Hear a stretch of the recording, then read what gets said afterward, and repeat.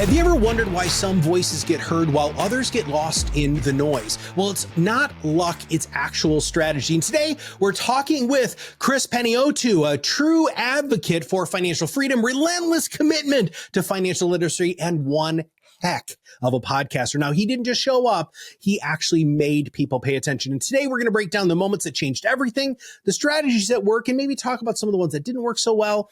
And listen, if you're done blending in and you're ready to stand out, this podcast is for you. And I'm Matt Halloran. I've spent years helping experts build authority and grow influence. If you're ready to stand out, this podcast is your blueprint, offering real strategies to make your voice rise above the noise. And let's do this. Chris, welcome to the show. Matt, thank you for having me, man. I've been looking forward to this for weeks, months at this point.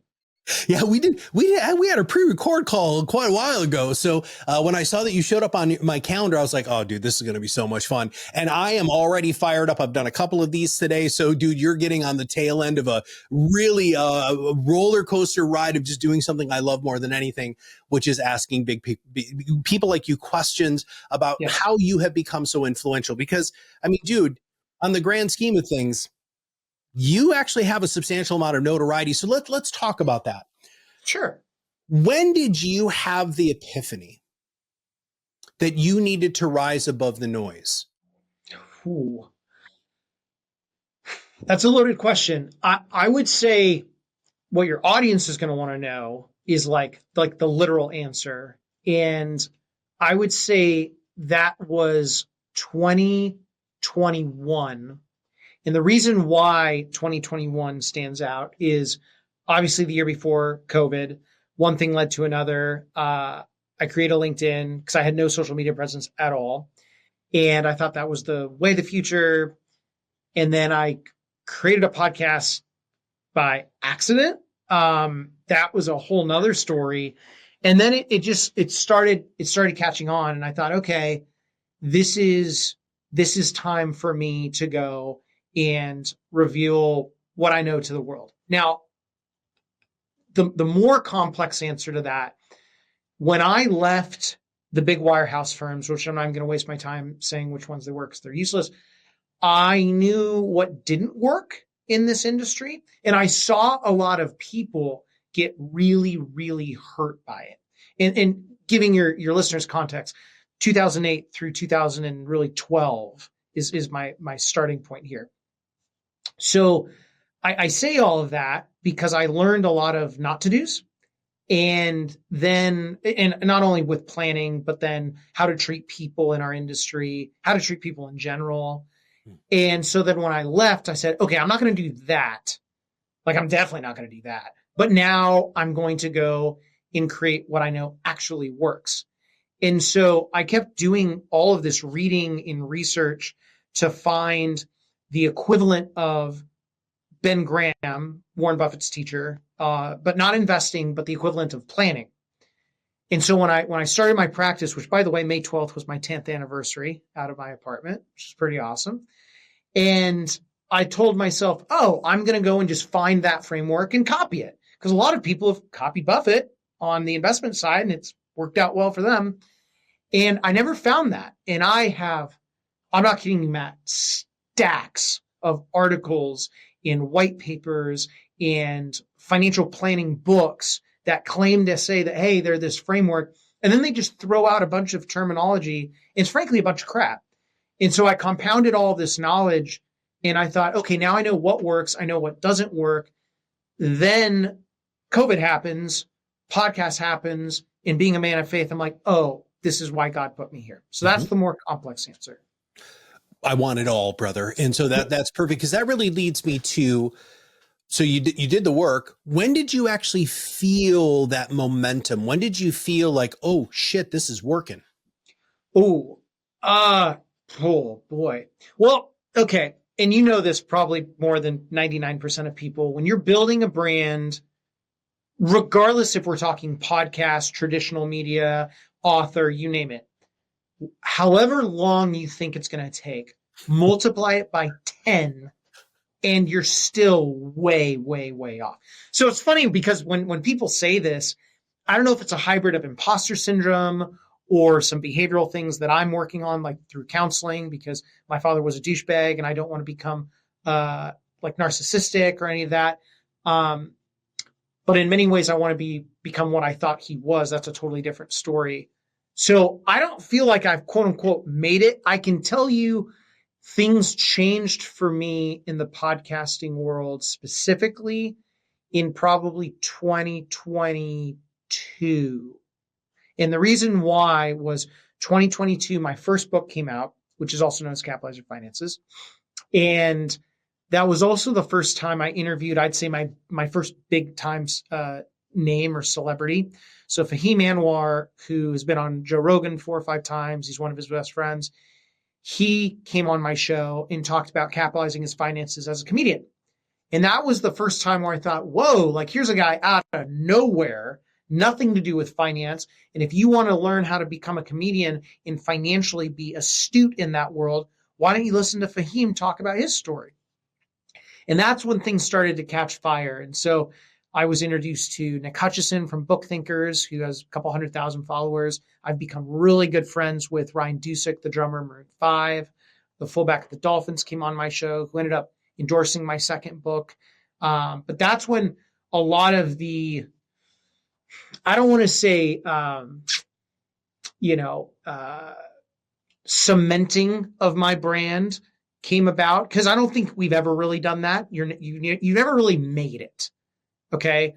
But that's when I started to quickly learn, oh, these people are looking at me as a peer, because now I am in the media and you can't go back. Like there's no take backsies.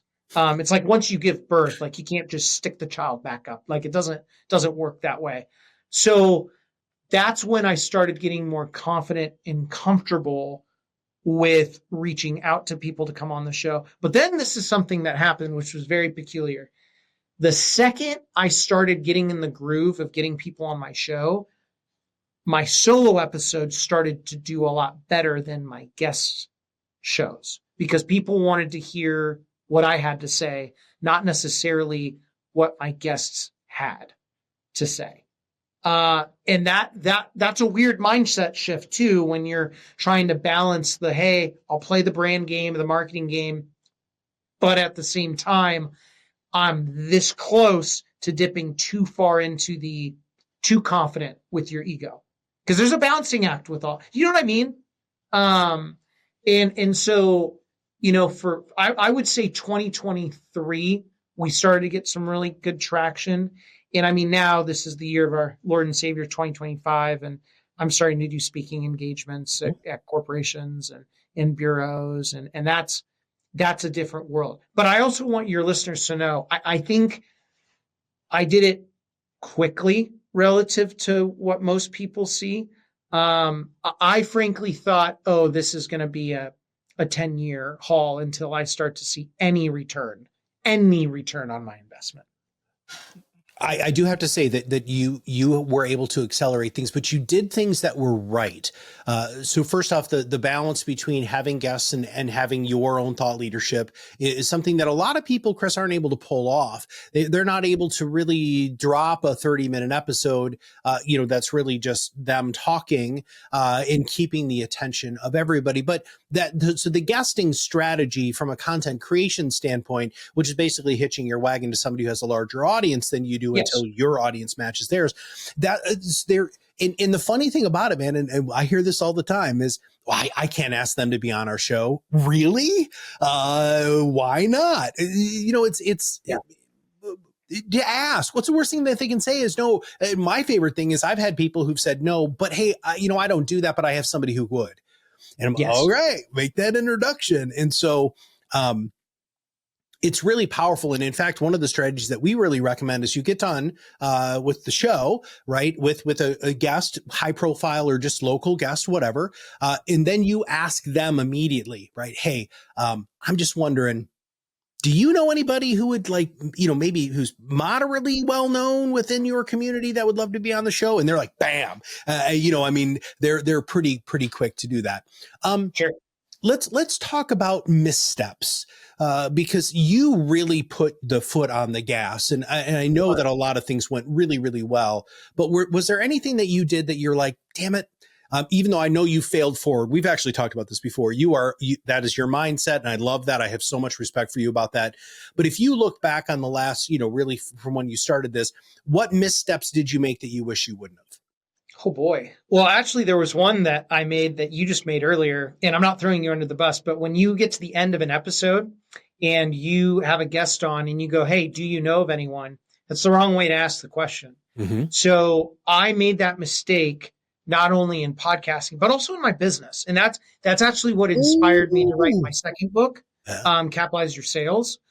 And that was spurred because a lot of my followers were saying, okay, this Capitalize Your Finances is great when I have money. Now, I can make an argument that's not the case, but regardless, like when people say that, their mind's already made up, and then you don't turn it down because they're giving you something that they want you to make. So people were saying, hey, this is great for when I have money, but how do I go and actually make more money? And not in like an investment sense. And so that's when Capitalize Your Sales came out. And last year, it's funny, like Capitalize Your Sales was way easier for me to write because it was really my experience and what I learned. And it's a lot more street smart, if that makes sense. Mm-hmm. A lot less technical. But it got me, it allowed me to go back in time and relive the mishaps that I made. So like when I first started in my career, because I think that's even more important than the podcast. Because like, let me tell everyone on the show, unless you are really lucky, you're not going to make a dime off of your podcast for a very, very long time. Okay. Your podcast for most people is a platform to another service. Now, I treat my podcast as philanthropy. This is my gifting of my goodwill back. Because I don't need, and I actually, it's funny, my marketing team says, like, don't ever say this, but like, I don't care. I don't need to do this. Mm-hmm. I don't need to go and speak at these conferences. I don't need to go and speak at these corporate events in these bureaus. I could go and be at home with my wife, my daughter, and, fun little fact, we're expecting another one in October, so another one on the way. Thank you. And we don't know what we're having yet, but the point is like the fact that I'm taking time out of all of this to give my everything that I know to my listeners for freaking free, or, you go and speak for whatever it is. It's one of those things where I remind people there is no dollar that you could give me that would be more valuable than my time with my family. So whatever you're paying me, know that it's at a fat freaking discount. And I know that's very rare in podcasting because most people use it for a platform to go and get something else. It's like, I don't need to do this. But so going back to the business in building my business, because I think that will give your listeners way more value.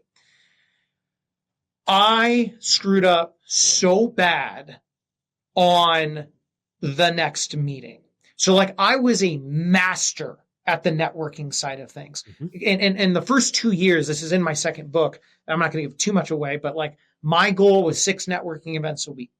So I did that for 2 years and I was just in and out all the time, slept at my office a ton. Like it would just, you just do what you do whatever you can. Like in my mind at that point, and still to this day, it's like, I will either die or I'm going to make this work. There is no middle ground.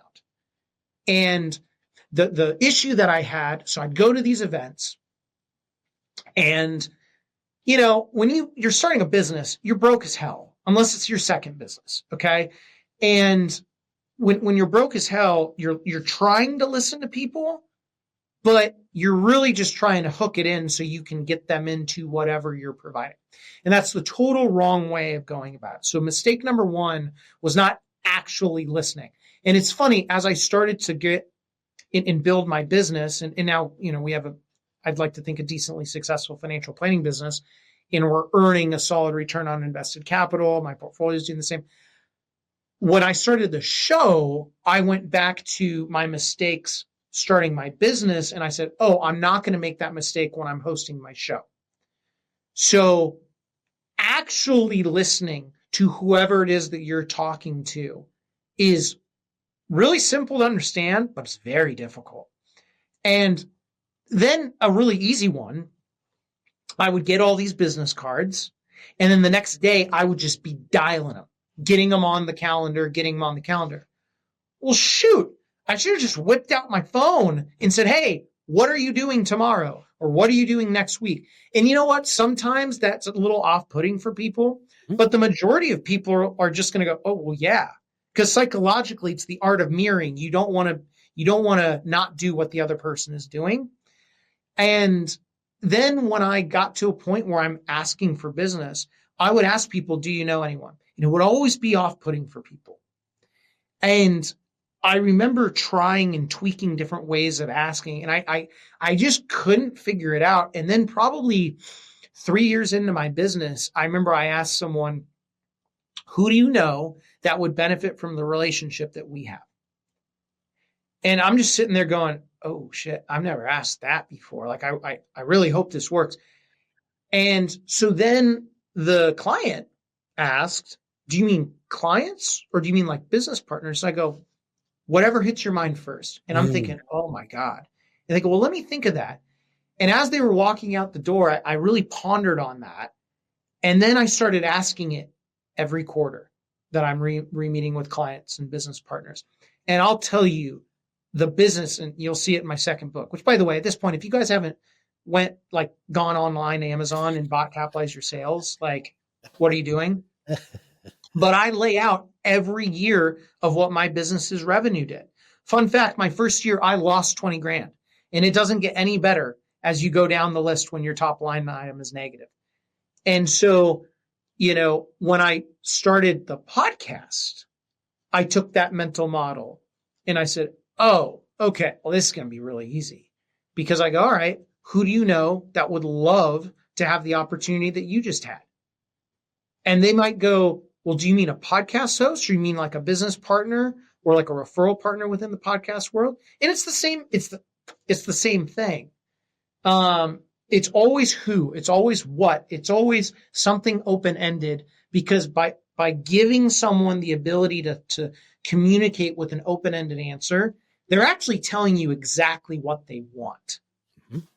So that would be my biggest mishap that I screwed up on early on. And, other mishaps, I'll tell you an easy one, but we're all going to do it. You're going to be impatient. When you're broke as hell, you want to make money fast because you want to spend, you want to eat. If you don't have money, you don't eat. It's pretty cut and dry. And I do wish I was more patient with that. But I will say I'm really thankful, in my opinion, that I did it right, where I built a business. I'd like to think I built a successful business. My wife and I have a portfolio now, because I don't recommend long-term strategies unless my wife and I have our money in it already. I think that's pretty prudent. And my goal is to always be one of my largest clients. Nice. So, for me, now that I've built up that base, or you could argue base is, I can have this really long-term play with my brand. Mm-hmm. And like I said, if I'm in a meeting and I'm negotiating with a speaking engagement, which now our minimums are 20 grand plus flight and hotel and books and all that. And someone's like, yeah, I don't think this is going to work. And I go, well, this meeting's done. And I'm done. Yeah. And we've had people where they're like, oh, well, I think this, and it's like, no. There's no ifs, ands, or buts. You either want it or you don't. Same thing with our business. Our new minimums are $500,000. Our average client's worth a couple $1,000,000. Sure. So I'm going to pause you there, because you just said something that I really like to highlight, which is the idea of the principle of exclusivity, right? When you work with everybody, you aren't going to be able to work with anybody successfully, and having that laser focus is really important. You also, so we talk about the playbook, right? And so you're going to have the Chris playbook that people are going to be able to download. And so we ask all of our guests for their big 3 things, and you've already demonstrated all of these. But I want to go ahead and highlight them. So the first one that you wrote down was go against the grain of widely recognized wisdom and enlighten people on what they actually need to know. So talk about that as one of your tactics. Okay. I'll use you as an example. Okay. All right. So, and you've worked and dealt with financial advisors and planners, and I think you even mentioned on our conversation, which I loved. I think you may have been wearing the same outfit too. So, which is unique. But like, let me ask you this, because every advisor has their own secret sauce, whatever the case is. Okay. I want you to think of an advisor or planner, and I want you in 15 seconds to explain to me what their framework is. Their framework is. Elaborate on what do you mean by framework? Yeah. So what is their base framework and their base, like, I don't want to even say strategy, because you've got strategies with different parts of money, but there's no overarching framework. There's no overarching framework. Like, I'll give you an example. Okay. So, this is the analogy that I use, and this is where the industry is really wrong. So I know you're not a football fan as much as I am. Okay. Yeah. But I'm just going to use my hometown team, the Seahawks. So the Seahawks, and let's pretend you have the ball on offense. Okay. What is the goal? The goal is to score a touchdown. Yeah, you could kick a field goal, but like, we want to score a touchdown. Now, every team has a different core strategy to that. And for the Seahawks, their main strategy was running the ball when Marshawn Lynch was playing. Okay. Now, here's the thing. You can't just run the ball every single play. Like, teams are going to pick up on that. So around the core strategy of running the ball, you need to develop what we call satellite strategies. So back in the day, Russell Wilson would run out of the pocket as an option play. Maybe he would dish it off to Doug Baldwin. Maybe he would throw it over the middle to Jimmy Graham back in the day. Or then he would throw it deep to Tyler Lockett. So you've got these satellite strategies around the core strategy of the overall framework of scoring a touchdown. So a lot of people in our industry are glorified satellite strategy providers. They're wholesalers. They're not actually providing a planning framework. Okay. So I can give you a prime example with this. And I'm not going to mention who he is because he's a good buddy of mine, but we went to coffee a couple of weeks ago, and he's a certified financial planner by letters. And so I'm asking him, like, okay, well, what's your framework? He's like, I don't really know what that means. And I'm like, well, yeah, you got to have like a base understanding to get people to understand what they need to do with their money. Didn't have an answer. And so I'm like, okay, but like, so I started digging a little bit deeper, and I go, well, like, okay, so like, do you utilize like alternatives? He's like, oh, like real estate. Yeah, I do. I'm like, okay. So like, what are the companies you're using? Whatever. He's like, oh, I use One Read. I'm like, okay, hold on. But then like, well, what about like private equity, private credit? He's like, yeah, I got one of those. I ain't use private credit. I don't touch insurance. I don't do it. And then I've got like a standard bond portfolio, and that's kind of it. And I'm like, God dang, man. In my head, I'm going like, this is a guy that's really well respected in our community. And I love him. I love him to death. But I'm sitting here going, oh, you're not actually planning. You're not actually planning. No. And that conversation is a microcosm of the frustrations I've had with this business. Like, even with what you just said, you're like, explain framework. Because there is no framework of planning. Yeah. Well, so that's fascinating. So there are a couple, right? So, I mean, I could very easily go on the godfather of holistic financial planning, which is George Kinder. And he's got an entire system, an entire framework that you can build a very robust strategy. But I will give you a very quick example. So it's an advisor that I know here in town, and his foundational strategy is total wealth.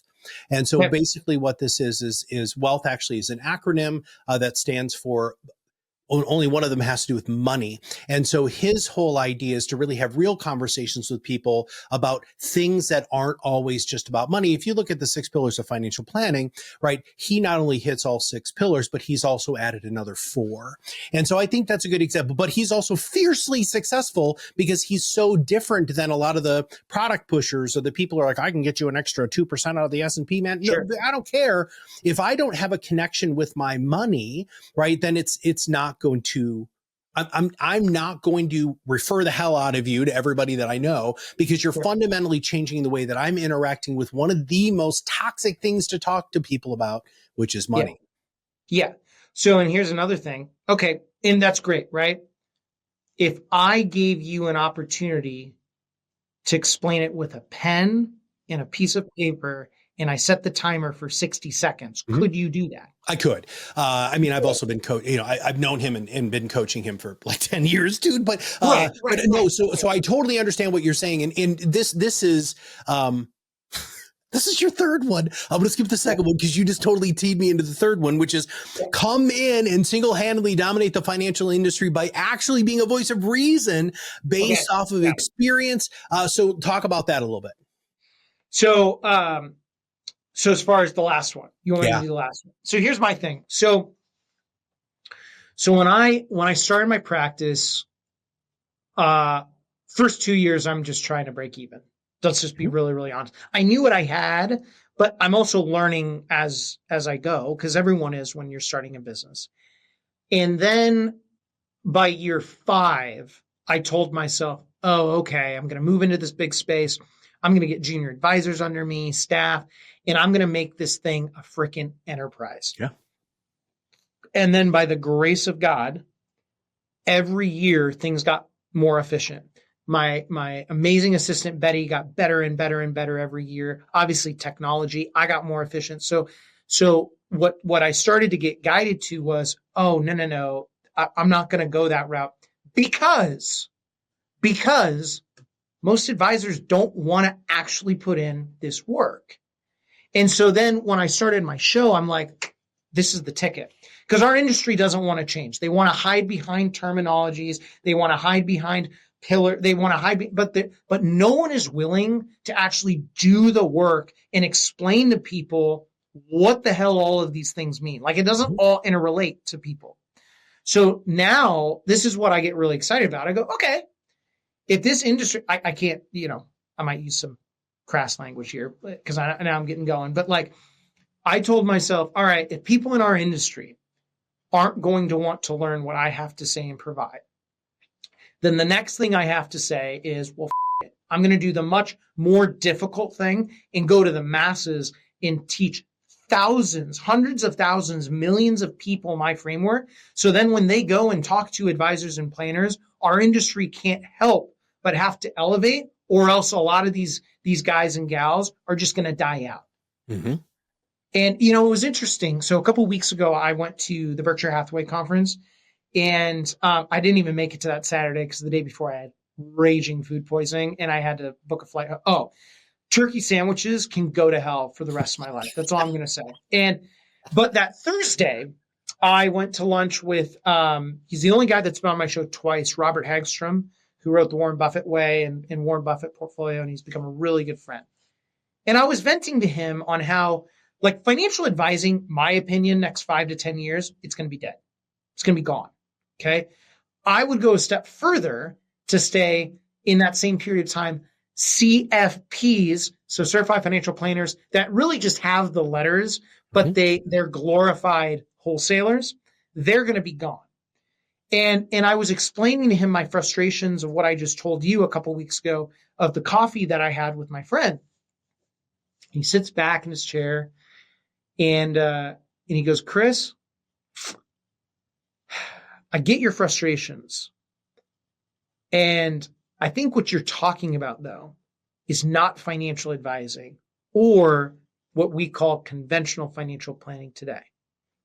What you're talking about is something that is extremely rare and something that, frankly, I fell in love with you when I first met you, is you are getting into the realm of financial philosophy. And that is something that is extremely, extremely rare. And most people do not want to get that profound with their money. I mean, he was the one that actually inspired me to build out my thinking room in my office. Warren Buffett has it. Munger has it. All these super investors had it. And so when I saw this new space, of course, the podcast studio is what most people get really jazzed about. I love my thinking room.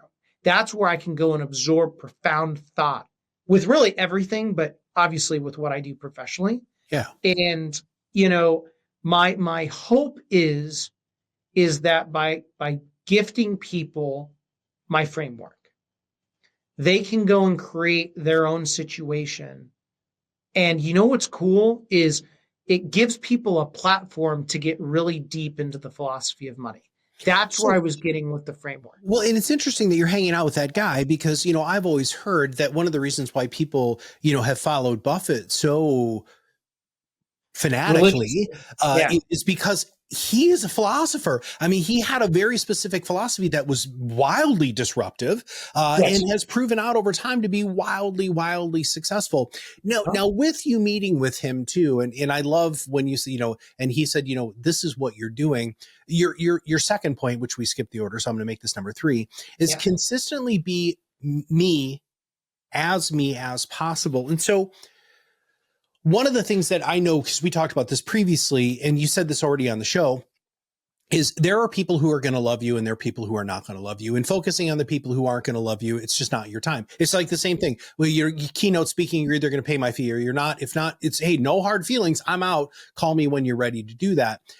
How are you able to maintain that? But more importantly, and this is like the $1 question for this episode specifically, is how are you being you and being everywhere as you are with this huge following? How are you moving people into clients? Yeah, that's a really loaded question. Thank you. So, and it's a great question. So remember what I said earlier, how a lot of people use podcasting and marketing to go and get clients. Mm-hmm. Okay. I am not using this to get clients. In fact, I could go a step further. I could go without getting another client ever, and I would be totally fine. So by doing that, and frankly, this is why I get so passionate about my 2 books. It's like you learn how to sell. Once you've learned how to sell, you learn how to be a steward of your wealth, and you do that as fast as possible, because then at that point, you can actually be as you as humanly possible. So for me, I mean it when I say my podcast is my philanthropy. That is my nonprofit. Okay. I'm gifting back my knowledge for free. Yes, I've got the books, the masterclass, and all that fun stuff, but my podcast is free. Now, it's interesting when you go and speak, and by you, I mean me, I guess I should say that. It's inevitable. People will come up and they will tell me like, hey, I went on your website, which by the way, as a quick side note, we're totally redoing my business's website. It's going to look kick ass. So I'll text you when it comes out, because it is legit. Okay. But it's one of those things where, people are going to look you up as they're in the audience, like, who the hell is this guy? And then they look and go, oh, well, the minimum's 500,000. Oh, wow. He's basically a one-man family office. Like, I don't even know what that means, but that sounds cool. And I've had people come up and say like, yeah, hey, I just inherited, whatever. Or the owner that's paying me to fly out, they're like, hey, so you construct retirement plans too, right? And I go, yeah, I do. I've got the largest auto dealership in Washington State. I constructed it from soup to nuts. He goes, oh, can you take over ours? And, oh, wait, do you work with M&A brokers? I'm like, yeah, I actually have a contract with 10 of them. They're like, I'm actually going to sell my business here soon for like, I had this conversation a while ago. I have a business that the owner is looking to sell his business for 30 million and he doesn't have anyone. I'm like, well, I got 10 investment banks that I could probably introduce you to, and the turnaround time is going to be about 4 months on average. He's like, are you serious? He's like, yeah. And he goes, so you do that and planning? I go, that's what planning is. Right. You got to understand all of this. So my point is, the more you gift your knowledge back, and actually, if you want to use an investment term, the more you compound your goodwill, your revenue and your income, it has to follow. It has to follow. I want you to rewind the clock though, because one of the reasons why we have people like you on the show is because I want people to realize where they can get to, right? I want them to be able to say, holy crap, I want to be where Chris is in the next 3 to 5 years, right? So that's our ultimate goal for Rise Above the Noise. But you built this, right? And along the way, and I know that you're a big systems guy, so we talked about that before. So when somebody can you give us open the hood just a little bit on before you've gotten to the point where you don't have to take anybody? How Sure. were you using the crispness to really drive people into a funnel system? I know that sounds old school or whatever, but how Yeah. were you getting them to say, I want to pick up the phone and talk to Chris? Ooh. So that, yeah, total. Okay. You're totally correct. Today, Chris is totally different than, well, I mean, really ever, but like, I think specifically, so I didn't start really compounding and starting to take off until year 7, I would say, is when I really started to rev the engine. Okay. Which, for some people is a really long time, and some people it's quicker. I don't know. But to get to that point, that inflection point, for me, like I said, I didn't have any social media up until 2020. Mm-hmm. So the first 5 years, I had squat. I was old school everywhere all the time. Michael Kitces, who's pretty well known in the financial industry, he actually wrote an article, and I read it like 3 months into me starting my business. And this answers your question, where most businesses, it takes 3 years to become successful. Year 1, you become known. Year 2, you become trusted. Year 3, you get guinea pig clients referring you business from year 1. And then year 4 starts to compound and take off. It's game over. I remember I read that and I'm like, oh, well, I'm going to be miserable for 3 years. Let's fucking go. Like, this is really easy. And then, so my first year, what did I do? Why did I do the 6 networking events a week? I need to become known. I need to be everywhere all the time. And then by doing that, subconsciously, people know in year 2, well, of course you're trusted because you're not bankrupt. You're still around. You didn't fizzle out. Year 3, people are like, this guy's still around, and I've heard his name around town or digital town, whatever, and maybe I should talk to him. Maybe I wasn't giving him a chance. And then year 4, it's like, oh, okay. He's been around and things are happening. But in the meetings, what got me to where I'm at, I knew the battles not to go into. Oh, I can't win. Like think about it. So when I left, and I had 2 non-competes with the 2 big wirehouse firms I was at, I don't have the brand, definitely don't have the money. I don't have the infrastructure. I don't have the research. I don't have all of these things. What do I have that I can win at? I have one thing, and it is profound connection with someone. So then I started researching so this was like, I would research financial planning by day, and then by night, and then as well as by just in the street, so to speak, I would pick up on things. So I would study eye following, verbal matches, body language, mirroring. And I talk about this in my second book a little bit, and I coach people about this all the time. And so, like, I'll give you an example. So let's say you're a car guy. Are you a car guy? I like cars. Okay, cool. So just tell me the first thing you like about your car, just rip it. What's the first thing that comes to your mind with your car? It's super reliable. Super reliable. Mm-hmm. Okay. What else? Like, give me specifics about the car. The tech in it is perfect for me. The tack. Is that what you said? Okay. The tack. And so the tack just meaning like the comfort inside, or everything about the cockpit, the cabin, where things are, how easy it is to reach to everything. 100%. It's like it was built for me. Great. So right there, you just told me you were a visual learner. So then what I would do is, when I'm talking to you and I'm going through a plan, I knew internally what the hell I'm doing with planning. But I thought, how can I go and make sure that I really ink this in, because I know I can help this person. So I'm using these tactics for the greater good of whoever I'm talking to. So I would go, hey, Matt, because now I know you're a visual, and I'm going through your plan. As I'm checking in, I would do things such as, okay, how does this look? Does this appear to be in line with what you're saying, what you're feeling, whatever the case is? And I'm matching the question with visual matchers. So then when you're listening to me subconsciously, you're like, whoa, this guy really knows who I am. If you told me, hey, Chris, I just love the sound of my car. I love the engine. I love everything. Well, then you're an Audible.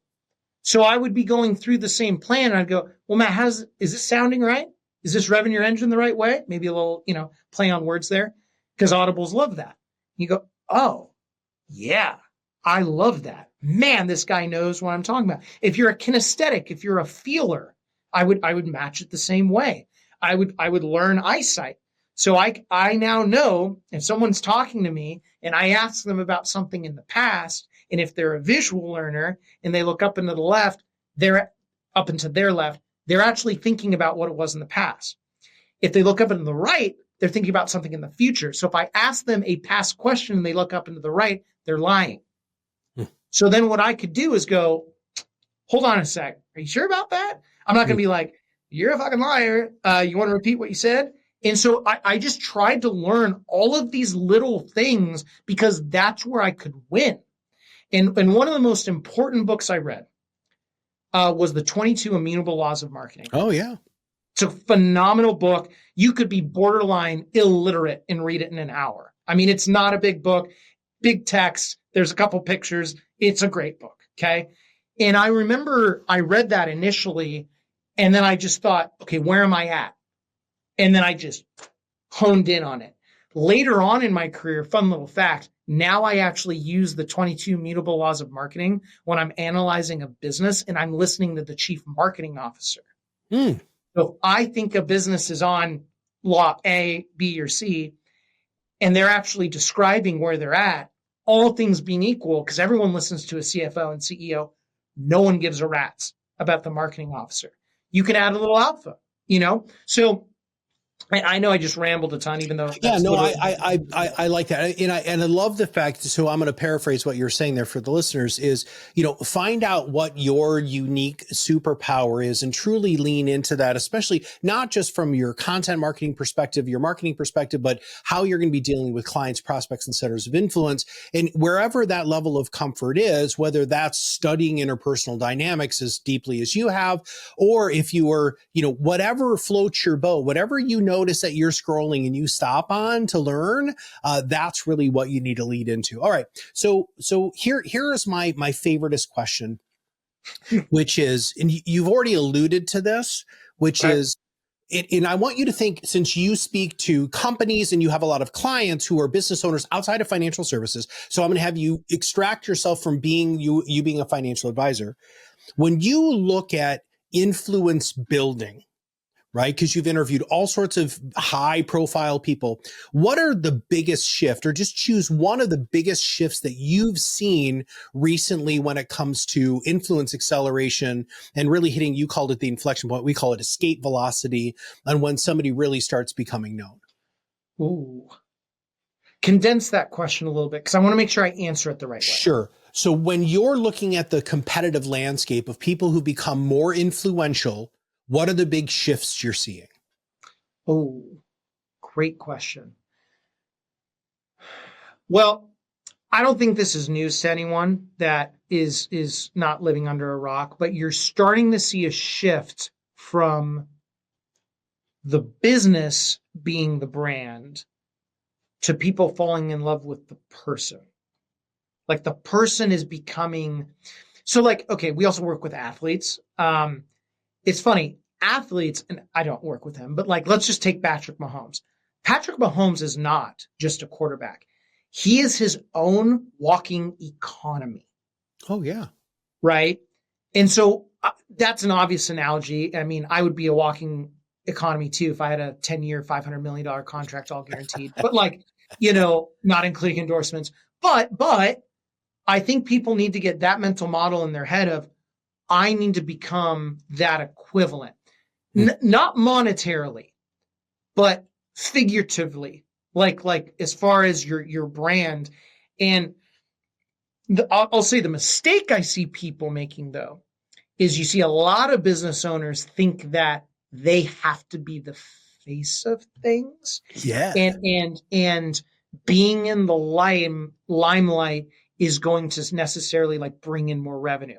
Use the music industry. Ryan Dusick and I had a fantastic conversation about this. artists are the ones that are known, but who makes the money? The producers make the money. And how many people actually know the producers? Yes, there are player coaches. Okay. Like there's like a Dr. Dre who's an artist for years, and now he's also a producer, but he hops on the mic every once in a while because you can't take it out of him.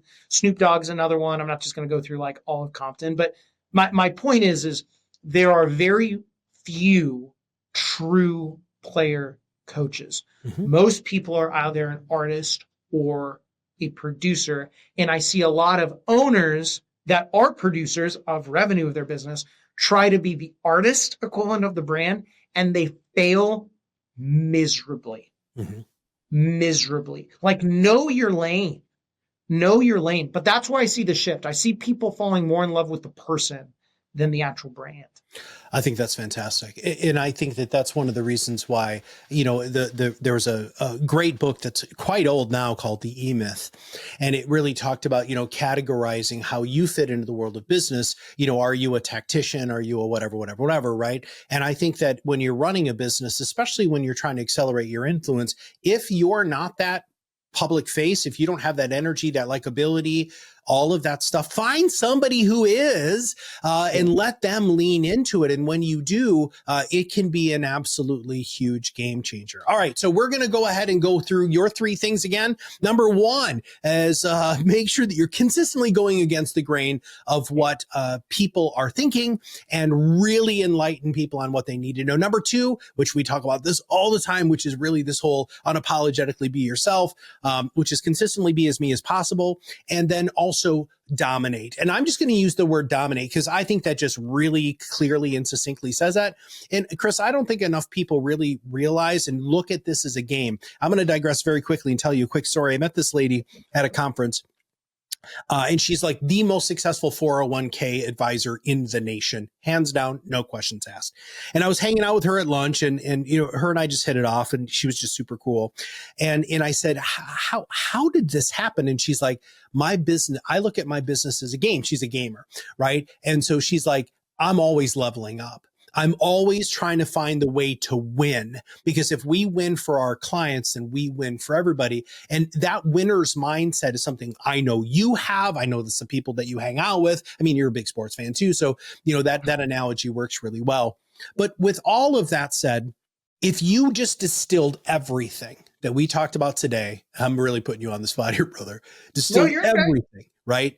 Down to one specific phrase that is going to stick in the listener's mind that summarizes the Chrisness, your philosophy, and your level of success, what would that succinct statement be?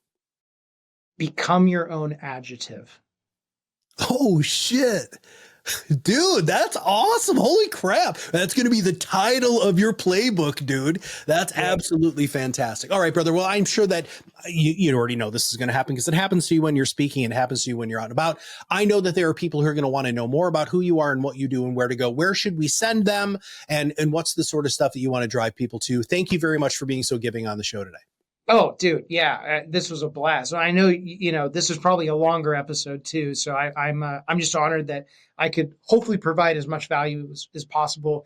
Now, for your listeners, for the brand, because that's where a lot of people go and they discover me. If you are interested in following the Capitalize movement, capitalizepodcast.com is our go-to place. That's where you can get free as well as $1 white papers. That you can get a copy of our books, masterclass. You can subscribe on Spotify, Apple, or YouTube. And that's actually where a lot of people go to DM my team to have me come out and speak on teaching salespeople how to capitalize on their sales. And then once you've made your money, I teach the entire company how to capitalize on their finances. And one thing that we actually started doing is the audience that is going to be sitting in, they actually give the people putting on the show their financial information if they want to. And I draw a lucky person and I write their plan on the whiteboard in 10 minutes. So I become known for that. The fastest I've ever written a plan is 7 minutes and 47 seconds on. And so that's been really, really cool. Now, if you're interested more into the business side of things, capitalizeyourfinances.com, that is my financial planning business. Again, we oversee $160 million right now. Our minimums are $500,000. Our average client's worth a couple $1,000,000. And we also construct retirement plans for businesses as well. So work with business owners, athletes, techie people, basically everyone on the spectrum, including myself. So that's where you can find me, capitalizepodcast.com for the brand, Capitalize Your Finances for the business. And then you can hit us up on Instagram, X, and LinkedIn, which I'm sure you'll put in the notes. Yeah, we're going to put all of those in the notes. And where I really want to drive people, I mean, honestly, is I really want people to look at your YouTube and see what you've done there, because that's really, when you're looking at just unbelievably engaging content, that's absolutely fantastic. But yeah, we'll put all of those in the show notes and make sure that there are ways that people can go ahead and engage with you. All right, everybody, that's a wrap for this episode of Rise Above the Noise. If this conversation gave you something to think about, please share it with somebody else who would appreciate it, and make sure you subscribe if you have not already. For more insights and exclusive content, head to the Chris Playbook, right? Be your own adjective, right? So they can be the title of that puppy. That's going to be awesome. And please make sure that you download that. And I want to thank all of you for listening. And now go make your voice impossible to ignore. This is Matt Halloran, and I'll see you on the other side of the mic very soon. Hey, don't touch that dial yet. Before you go, get a copy of the tools and strategies to rise above the noise shared by our guests in this week's playbook. To claim your free playbook and access our growing collection, go to proudmouth.com/playbook. Hey, thanks for tuning in. Here's to rising above the noise, one episode at a time.